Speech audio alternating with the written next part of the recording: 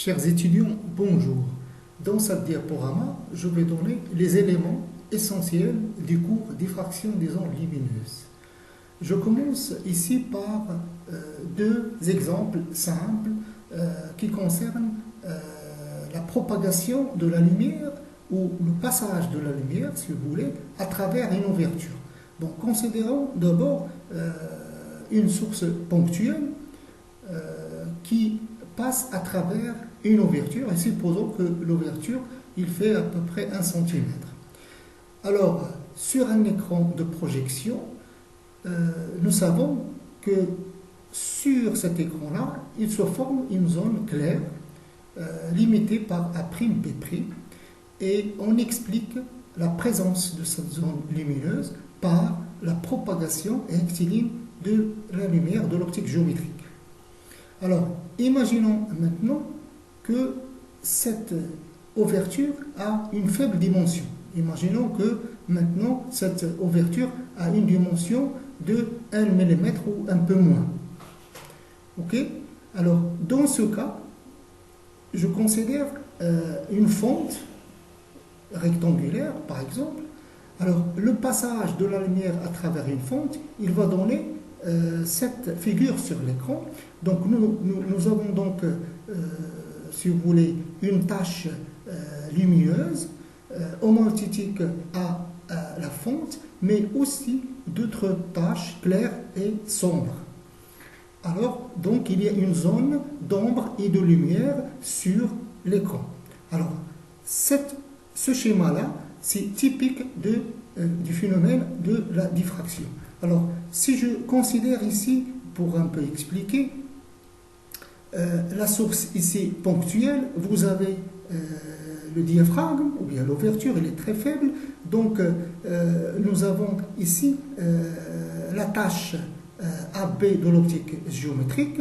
Si nous voulions un peu représenter l'éclairement ici, ou bien l'intensité sur cet axe, on aura ce schéma-là, où vous avez l'intensité, il est uniforme ici, au milieu de AB, mais au voisinage des extrémités AB, ça veut dire au voisinage des bords, nous avons l'intensité, il fait des oscillations. Le phénomène de diffraction concerne en fait tous les types d'ondes. Ondes optiques, ondes mécaniques, ondes hertziennes, même ondes des particules, des électrons, de neutrons. Je donne ici un exemple de diffraction d'ondes mécaniques et considérons une onde qui se propage à la surface de l'eau. Donc vous avez ici la source d'onde, vous avez différentes ondes qui sont plans et vous avez des ouvertures ici. Hein. La taille de l'ouverture ici, au diaphragme, il est assez grande et donc vous voyez que les fronts d'onde ne sont pas déformés et qu'ils restent plans en traversant le diaphragme. Lorsque je diminue la taille de l'ouverture, vous voyez qu'il y a une petite déformation qui apparaît ici et la déformation, on la voit ici, que les fronts d'onde, ils sont maintenant, vous voyez, ils se sont déformés, ils sont maintenant quasi sphériques et on voit le phénomène ici, d'autant plus que la largeur, l'épaisseur est très très petite. Donc le phénomène de diffraction, il est exalté, il devient très important lorsque la taille du diaphragme est petite. Dans ce slide, je donne quelques figures d'interférence typiques qui sont produites par des ouvertures très fines de taille de 1/10 de millimètre ou bien 1/100 du millimètre. Je donne ici la figure d'interférence créée par une fente rectangulaire très fine, éclairée par une source blanche. Vous avez donc une tache centrale qui est brillante et de part et d'autre, vous avez des taches secondaires qui sont brillantes et sombres. Là, ici, je donne la figure d'interférence créée par la diffraction par une fente verticale, comme ça, créée par une source laser hélium-ion. Donc, vous avez ici une tache centrale très brillante et de part et d'autre, vous avez des taches brillantes et sombres, appelées taches secondaires. Nous avons ici la figure de diffraction qui correspond à un trou rectangulaire qui est très fin, de faible dimension. Et donc vous avez ici la tache centrale, vous voyez qu'elle a la forme carrée, et vous avez des taches secondaires selon l'axe horizontal et l'axe vertical. Là, ici, c'est la figure de diffraction créée par une ouverture circulaire de faible dimension, et vous avez ici une tache centrale très claire qui s'appelle la tache d'Erie, et vous avez des anneaux sombres et brillants autour de cette tache. On aura l'occasion de voir ces figures d'interférence dans le TP de la diffraction des ondes lumineuses. Et donc, à travers les expériences en TP, on va conclure que la diffraction il correspond à la dispersion des ondes lumineuses à travers des ouvertures très très étroites. Plus l'ouverture est étroite, plus la diffraction est importante. Et donc, les figures qu'on obtient, en général, ils ressemblent aux figures d'interférence. Pour obtenir des images d'objets lumineux, on utilise des systèmes optiques contenant des diaphragmes. Alors, ces diaphragmes, ils sont utilisés pour limiter les faisceaux utiles à la formation de l'image, c'est-à-dire pour avoir un meilleur stigmatisme et une image de bonne qualité. Regardons sur cet exemple, ça c'est une image d'une étoile obtenue par un instrument optique de très bonne qualité. Donc vous avez l'étoile qui représente normalement un point lumineux, mais au niveau de l'image, vous avez ici une tache principale lumineuse, mais cette tache elle est entourée par des anneaux. Ce sont des anneaux de diffraction. Donc, vu ça,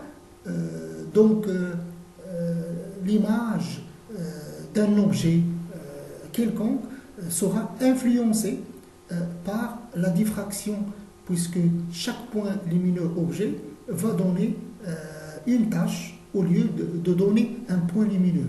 Et donc, la qualité de l'image obtenue sera toujours influencée par le phénomène de diffraction, d'où donc l'intérêt d'étudier ce phénomène et chercher une théorie qui permet d'expliquer les figures d'interférence qu'on obtient.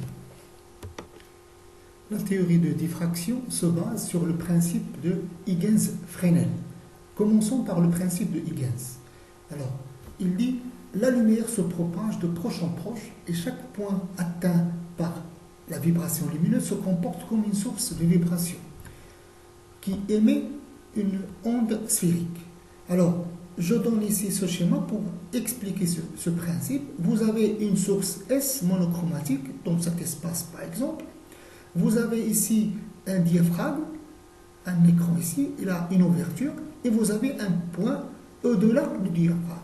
Et donc, l'onde ici se propage sans problème, et je peux dire que le point M ici, il ne voit pas l'onde, il voit uniquement les ondes secondaires qui sont émises par les points de cette ouverture. Donc je peux dire que chaque point ici, il donne une ondelette, une onde sphérique, et l'ensemble de ces ondes sphériques, ils vont se sommer, s'additionner au point M pour donner un effet de superposition. Et donc, si vous voulez, on met la source S et on remplace les points ici par des sources secondaires avec une amplitude adéquate, on aura le même effet sur le point M. Et donc, finalement, on peut dire que l'état de vibration au point M résulte de la superposition de toutes les ondes qui proviennent de tous les points qui appartiennent à l'ouverture ici.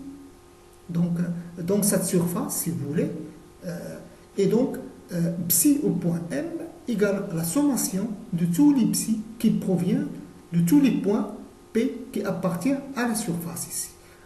Dans le cas où on a, si vous voulez, une surface continue, nous avons donc psi, c'est l'intégrale, une surface double, psi P de M, c'est-à-dire je dois intégrer l'amplitude sur tous les points, sur toutes les ondes qui proviennent des points qui sont situés sur cette surface diffractante. L'amplitude résultante au point M, donc c'est la sommation ou bien l'intégrale de toutes les ondes élémentaires créées par les points P. Reste à savoir quelles sont les amplitudes et les phases de ces sources secondaires. La réponse a été faite par le postulat de Fresnel. Alors, ce postulat dit que la vibration de la source secondaire au point P est la même fréquence que l'onde source, que l'onde initiale. La phase au point P est celle qui est créée par la vibration S au point P. L'amplitude créée par le point source P est proportionnelle à la surface centrée sur le point P. Et donc, finalement, on peut écrire comme ça, l'amplitude au point M, en fait, c'est une sommation des amplitudes des ondelettes provenant du point P, donc AP, fois l'onde, vous voyez l'exponentielle de IK PM. PM, c'est la distance entre P et ce point-là, ça veut dire c'est R. Donc ça, c'est l'onde sphérique. Donc c'est une sommation des ondes sphériques, au fait, créées par tous les points qui appartiennent à cette surface. Donc, sommation ou intégration. Ce principe de Fresnel a été repris par Kirchhoff plusieurs années après, et il a été développé par ce dernier, mais en se basant sur l'équation de propagation de Maxwell. Donc, en intégrant cette équation, Kirchhoff a mené des calculs très complexes pour arriver à donner la formule de l'amplitude diffractée par un objet lumineux, une surface lumineuse quelconque. Ici, dans ce chapitre-là, on va se concentrer sur un type de diffraction qui s'appelle diffraction de Fraunhofer ou diffraction à l'infini, parce que c'est le modèle le plus simple de diffraction. Alors, il repose sur les hypothèses suivantes. On va considérer que l'onde initiale ou l'onde incidente est une onde plane. Vous voyez, il a une direction donnée, représentée par le vecteur U0. Et on va considérer l'observation très loin du plan où il y a, si vous voulez, l'ouverture. C'est-à-dire le plan ou l'écran où il y a la figure d'interférence est très loin par rapport à l'ouverture diffractante. Pour trouver l'expression de l'amplitude créée par un élément de l'ouverture, je considère le schéma suivant. Une onde incidente plane de direction U0, composante donc U0, c'est un vecteur unitaire de cette direction, de composante alpha 0, bêta 0, gamma 0. Et considérons ici une ouverture, et là, je m'intéresse à l'amplitude diffractée par un point P de cette ouverture, donc la direction U. Donc, je vais fixer une direction U. Il est donné aussi par son vecteur unitaire, U, de coordonnées alpha, bêta, gamma.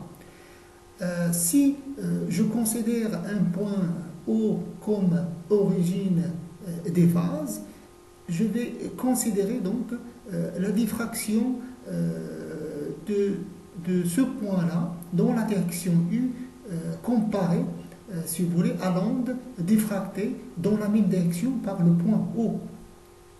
La différence de phase entre les deux ondes, entre l'onde émanant du point P et l'onde qui provient de O, dans la direction toujours U, peut s'écrire sous cette manière. Donc la différence de phase, c'est OP facteur de K0 moins K,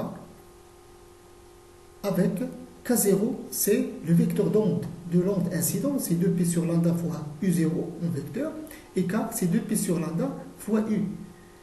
Et donc, l'amplitude créée par ce point de l'ouverture, ou l'amplitude diffractée dans une direction U, peut s'écrire d'après le principe de Huygens-Fresnel. Il est proportionnel à l'élément de surface qui entoure le point P, ce élément ds que j'écris ici comme dx fois dy. A, c'est un paramètre, l'exponentielle de moins g phi. Donc phi, c'est le retard de phase de l'onde qui provient de P par rapport à l'onde, si vous voulez, référence ici. Alors, ce A, normalement, il est constant lorsque l'ouverture est transparente, il n'est pas absorbante, donc ce A0 ne dépend pas des coordonnées du point. S ici, c'est la surface, disons, totale de l'ouverture diffractante. J'utilise S ici, vous voyez, j'ai divisé par S pour normaliser cette expression, puisque ça c'est une surface, le dx, dy c'est une surface, donc je dois diviser par la surface pour avoir, si vous voulez, une égalité avec les mêmes dimensions. Vous avez une amplitude ici, vous avez une amplitude là. Je présente ici un schéma simple pour expliquer la formation de la figure d'interférence sur cet écran-là, écran E2. L'onde initiale, vous voyez cette direction-là, il peut être produite grâce à une lentille, par exemple L1 convergente, avec une source de lumière dans le plan focal objet de cette lentille, et nous obtenons donc une onde plane incidente dans cette direction U0, direction caractérisée par ces composantes alpha 0, bêta 0 et gamma 0. Alors, imaginons dans un premier temps qu'il n'y a pas ici l'écran diffractant. Supposez qu'il n'y a rien ici et nous introduisons ici une lentille L2. Alors, les rayons qui sont parallèles et inclinés, normalement, lorsqu'ils vont traverser cette lentille L2, si on met un écran ici, ces rayons-là vont converger vers un point du plan focal, c'est-à-dire un foyer secondaire. Ils vont donc converger au point A. Donc A, disons, c'est l'image de ce A0 par la lentille L1 et la lentille L2.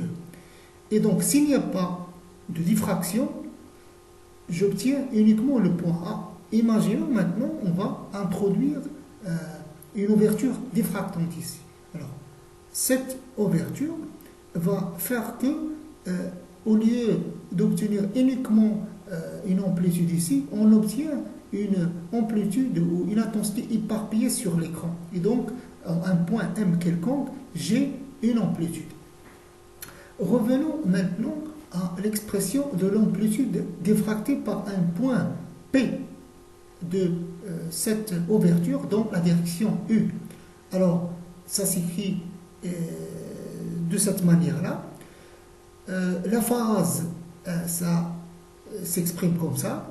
Et donc, finalement, je peux effectuer le produit scalaire ici au P facteur de K0 moins K. Je peux l'exprimer comme ça. 2P sur lambda X alpha 0 moins alpha plus Y bêta 0 moins bêta.